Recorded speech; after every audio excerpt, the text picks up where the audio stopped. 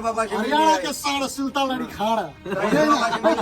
hello खूबसूरत people आज चाहिँ होइन हामी बाटोमा यसो हिँडिरहेको क्रममा चाहिँ यस्तो होइन हाम्रो एकदम आत्मीय एउटा यस्तो भाइरल मान्छे भेट भयो होइन त्यो भाइरल मान्छे अहिले नेपाल अधिराज्य मात्रै होइन क्या इन्टरनेसनल लेभलमै अहिले चिनिरहेको छ को भनेर तपाईँहरूलाई देखाउँछु एकैछिन है त हेर्नुहोस् हाम्रो टाइगर बाबा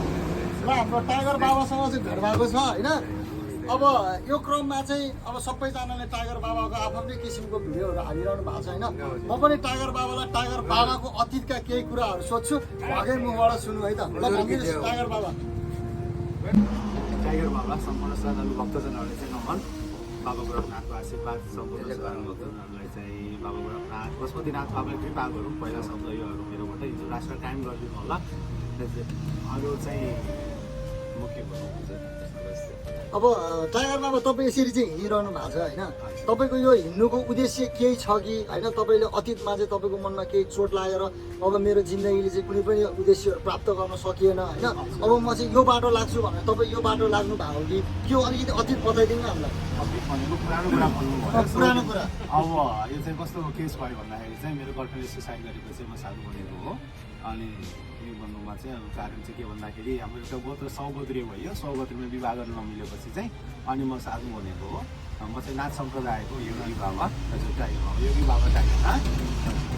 तपाईँले अहिलेसम्म भनेपछि बिहा नगर्ने निधो गर्नु भएको छ अब होइन म गृहस्थीतिर नजाने नजाने है अझै पनि भनेपछि त्यो पुरानो त्यो तपाईँको गर्लफ्रेन्डको चाहिँ सम्झनाहरू आइरहन्छ होइन यो त हजुरहरूले सम्झाइदिनुहुन्छ त्यही भएर याद आउने तपाईँलाई त्यस्तो हामीले तपाईँलाई यस्तो प्रश्न गरेर सम्झाउँदाखेरि कुनै त्यस्तो के यस्तो कुराहरू गरेर चाहिँ मेरो अतीत बजाएर मेरो मन रहिदिएको होला जस्तो त्यस्तो फिल त हुँदैन मैले त्यस्तो इरिटेसन फिल गर्दिनँ जुन पास्ट लाइफ थियो त्यो गयो अहिले चाहिँ नयाँ लाइफमा साथीमा सन्यासमा न्यू लाइफमा भनेपछि तपाईँ अहिले पहिला जसरी गर्लफ्रेन्डको साथमा खुसी हुनुभएको थियो अबको यो लाइफमा अहिले जसरी यसरी एक्लै हिँडिरहनु भएको छ अहिले यही लाइफमा खुसी हुनुहुन्छ होइन म एकदम सन्तुष्ट छु कुनै कुरा मलाई छैन मैले र अब अन्तिमचोटि म के भन्छु भने उहाँ जस्तो प्रेमिका पाउनलाई धेरै गाह्रो छ क्या होइन कसैले पनि आफ्नो प्रेम गुमाइसकेपछि आफ्नो प्रेमिकालाई सम्झेर आफ्नो जीवनै त्यागेर एउटा सन्यासी भएर हिँड्नु भनेको धेरै ठुला कुरा हो होइन अहिलेको जमानामा यस्तो प्रेमीहरू पाउँदैन हरेक प्रेम जोडीहरूले चाहिँ टाइगर बाबासँग यस्तो कुराहरू सिक्नुपर्छ है त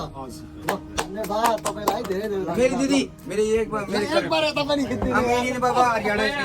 हरियाणा से हरियाणा से हमारा मित्र है टाइगर बाबा टाइगर बाबा से हरियाणा के साढ़ सुल्तान अली खाड़ा